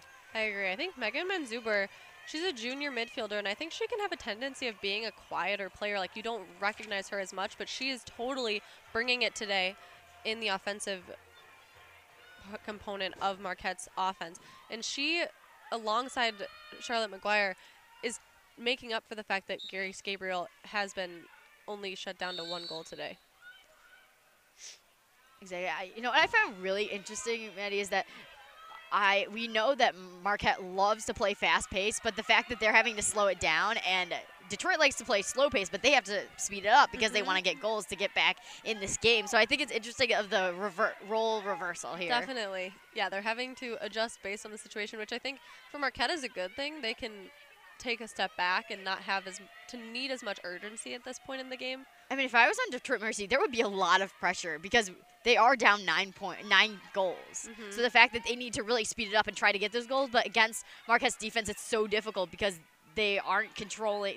I feel like Detroit Mercy has not really controlled anything in this game. I agree. I would say that right in the beginning, there was a pretty half-and-half domination from each team.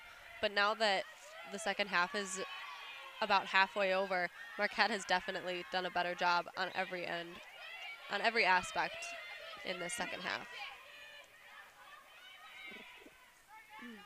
Detroit Mercy is swinging it around and trying to get in closer to the goal, but they haven't been able to get closer. That was a far-out goal, or a far-out shot.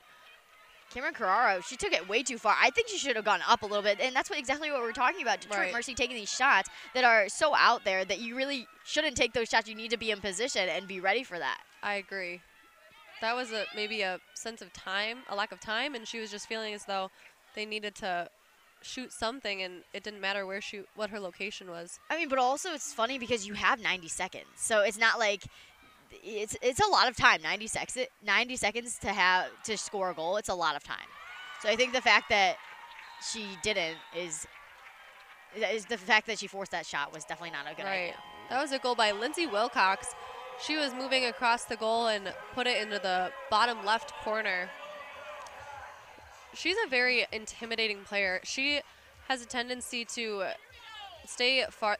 She's not as a prominent goal scorer as some of the other players on Marquette, but she definitely waits for her moment and did a good job of being able to get in the right position to get that goal. And I think that her doing that also shows that Marquette's not going to slow down anytime soon. Even with a lead of 10, you never know what is going to happen in a game, and there's still a good amount of time left. So I think it's good that Marquette is still doing their best on the offensive third and maintaining their defensive positioning. Exactly, and something that I think Detroit Mercy really needs to watch out for is the fact that now Marquette is up by 10. It is a running clock, so there will be no stoppage of play if something goes out of bounds, if there's a flag, or if there's a foul or anything. It will be a running clock until Detroit Mercy scores a goal. So as long as Marquette can hold them to not scoring, it will be a running clock for the rest of the game. Right, which is what happened against Notre Dame in Marquette's first game of the season, except the roles were reversed and Marquette was down by 10. They were able to close the lead by 9, and then the clock was then stopped running, but that definitely gave an advantage to Notre Dame. There's a goal by Grace Gabriel. There's a Detroit Mercy player down. It looked like she was trying to guard Grace Gabriel. She must have gotten hit with the stick, and that's something you definitely never want to see. I don't care what team you're for. You never want to see someone hurt. Because it's definitely really sad when some player is hurt because you know that they're in pain and you don't want that, obviously.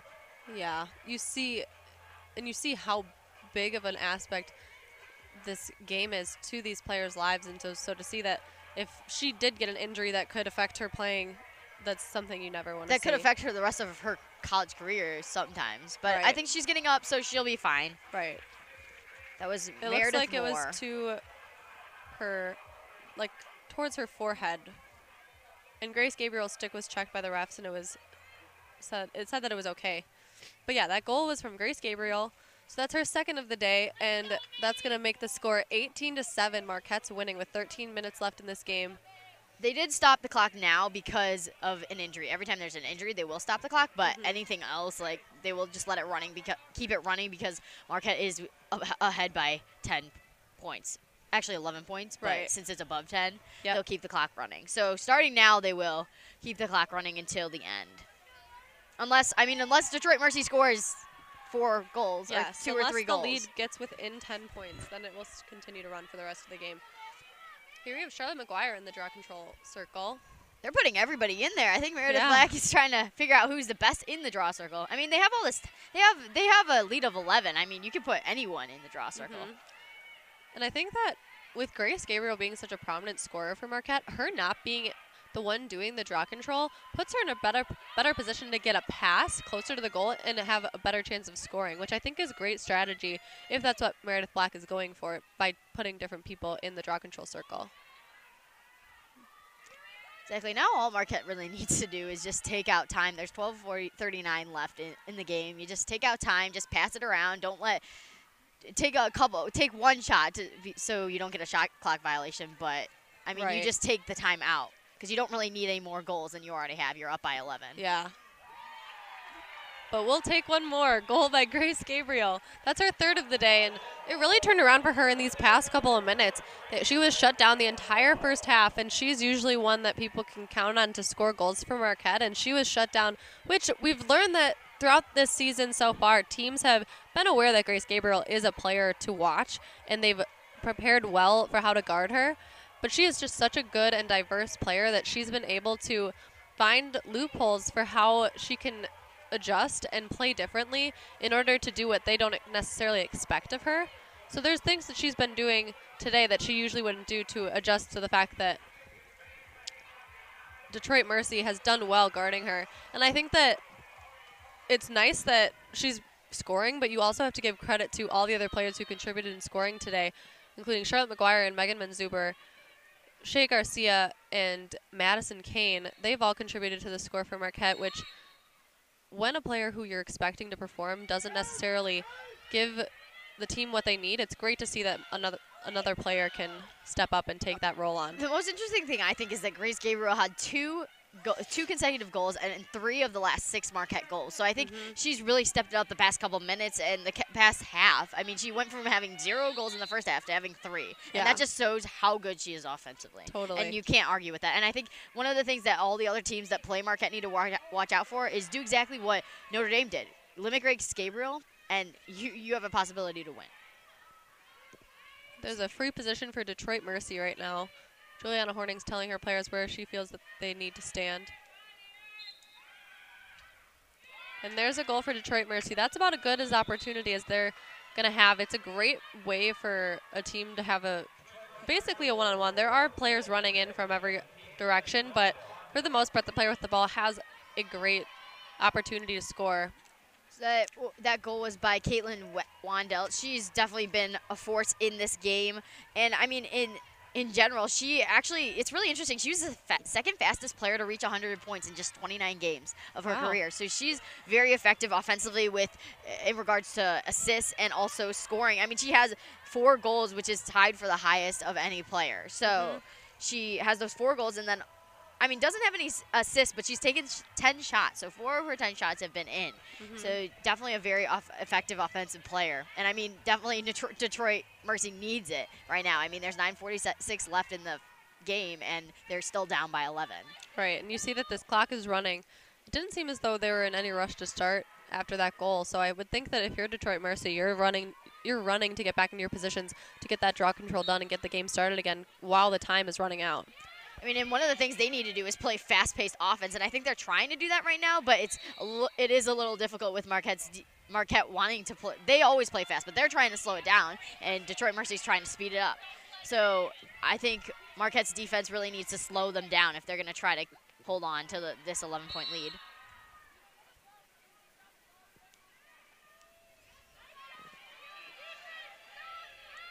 Here's another free position for Detroit Mercy.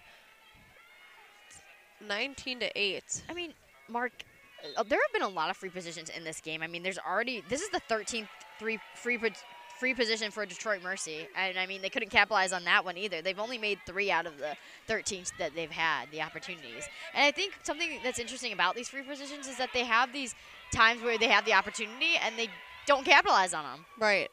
That save was by Juliana Horning, and the ball was just taken down the field by Mary Dooley. It's the first minutes of the game for her. Yep.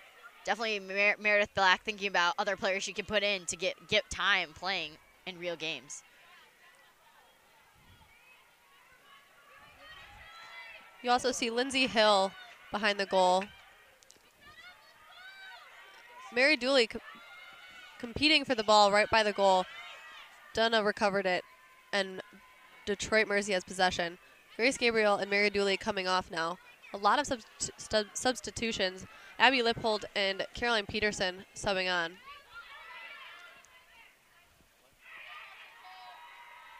Marquette able to recover that ball. I definitely think after the 4 3-minute mark, I think that Meredith Black will put in a lot of her substitutions because they do want to get other players getting in-game competition experience. Totally.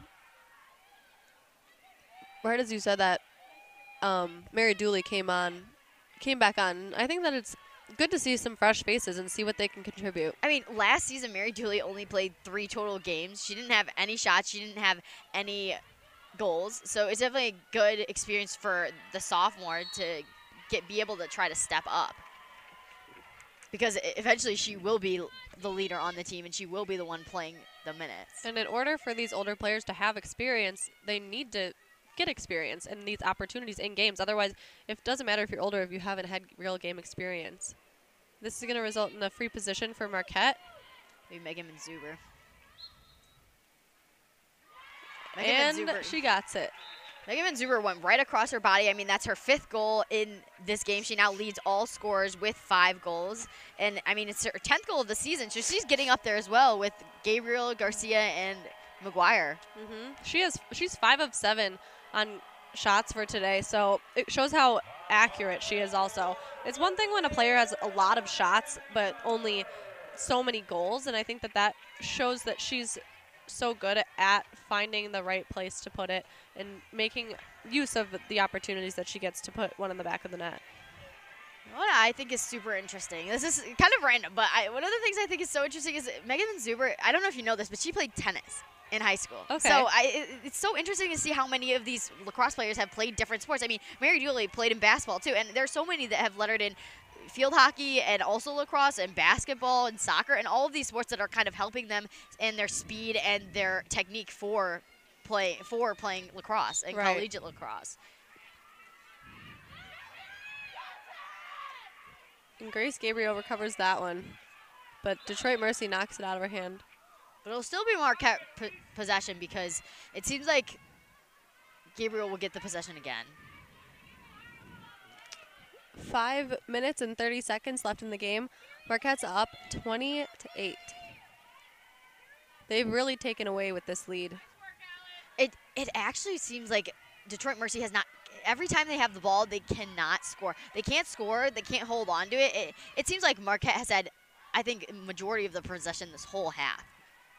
There have been limited moments that Detroit Mercy have actually had it, and their defense isn't really doing anything about it. They're not double teaming anyone with the ball. They're just playing very relaxed. And I mean, if I was down 12 points, I would not be relaxed.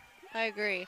And maybe, like you said, they're relaxing a little bit, and like we said, Grace Gabriel's learning to adjust, but maybe they're also lacking in what they talked about on how to guard her, and that's how she's able to get through their defense now in the second half.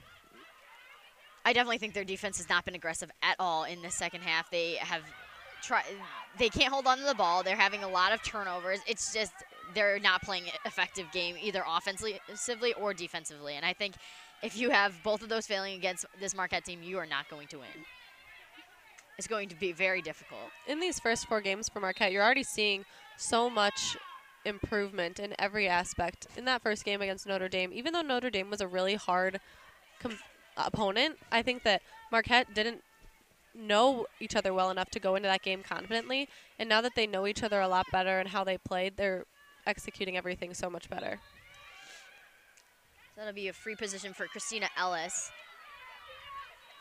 She will get that one, so it'll make it 20-9 with 3:52 left. I mean, it's still a running clock because it's way over 10 points that Marquette's up by. They're up by 11, so it'll remain a counting down clock and running clock until the end of the game. So Christina Ellis, who's the one who just scored, actually she is a 5'6" sophomore from Westerville, Ohio. Last season, she was on the Southern Conference all-freshman team. She played all 18 games for the Titans and scored 16 goals. And this season, she hadn't scored a goal yet, but that was her first of the season. Yes. So definitely nice to see some different players being able to score instead of just Caitlin Wandel every time. Definitely. That's how Marquette is, and I think that makes a team so much better if they have multiple players that can be good in the offensive third. Hey, Emily Cooper had that ball, and I thought she was going to go for a shot. Yeah, she seemed confident. Right after she got it, she started running.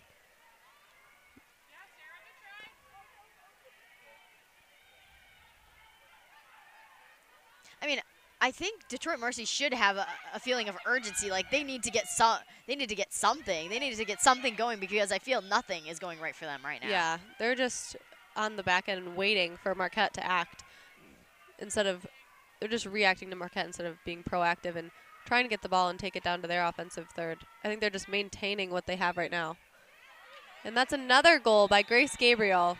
She is definitely not being held back as much as she was in the first half. That's her 4th of the half, but there were 0 of her goals in the first half. She has definitely found a way to get past Detroit Mercy's defense, even though they did a good job of holding her back during the first half. I definitely think one of the major things that has happened is Detroit Mercy's defense has gotten very not confident. They have gotten very insufficient at being able to take Marquette's game out of their hands, and Marquette is being so proactive, like you said, and I think the fact that their defense is struggling is really affecting their whole game. So they can't do anything offensively because of that they can't stop Marquette, and when you can't stop the team you're playing, you're not going to win a game. Definitely. Here we have Caroline Bradford. She subbed in for Grace Gabriel, and she's on the outskirts of the draw circle. And we have Emily Cooper taking the draw control. I mean, it seems like a whole different Marquette team. They're obviously putting in for the last 1 minute. They're putting in their second string. Right. Which is definitely good because these players are getting the experience they wouldn't get otherwise. So, I mean, these older girls have gotten it to the point where they've taken their opportunities and gotten it to the point that other players can chime in and help out. I agree. And they still have Megan Menzuber in and a couple of players who are consistently on the field, which I think that making it a good mix is a positive thing because then you have a little bit of experience and some people with more confidence than others, and I think that makes a good balance and ends up with success because even when these second string players are getting subbed in, they're still making contributions, and there is a goal from Caroline Bradford.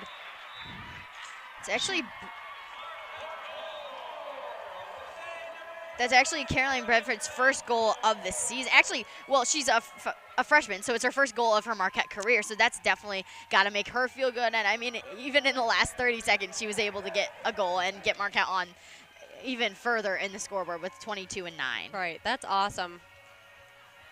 It's showing that with the right opportunities, these players with not much experience can definitely learn, and now that they have an in-game experience, they're probably going to be a lot more confident going into maybe a more competitive game down the road.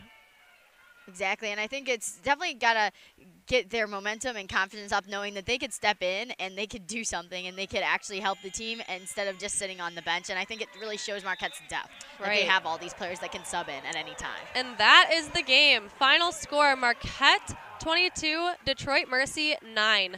This game started off very back and forth, and both teams seemed very evenly matched in both the offensive and defensive areas of the field, and it ended up that Marquette totally dominated the second half. They were able to come out strong. It was 4-7 at the end of the first half, and now it's 9-22. It shows how Marquette really got it together during their halftime talk and found what they needed to do and definitely executed it properly throughout the entire second half. I think both teams have a lot to learn from this. I mean, Marquette obviously learned that if they get out on the right foot after the half, I mean, if they get out on the right foot from the whistle, they will do well. And if they can get on a run, there's really no one that can stop them. And if they have both the offense and defense working, that it's going to be a great game. And I think that Detroit Mercy learned a lot about how they need to stay tough on the defensive end as well as the offensive end, because if you want to play your game slow and there's only a minute or so left, you really need to pick up the speed. And I think they really should take from this that, okay, we need to play our game and not let any team control how we play. Totally. And that's all we have for you today. So the final score again, 22 Marquette, Detroit Mercy 9. Marquette now has a 2-2 record, and they will travel to Kennesaw State for Wednesday's game.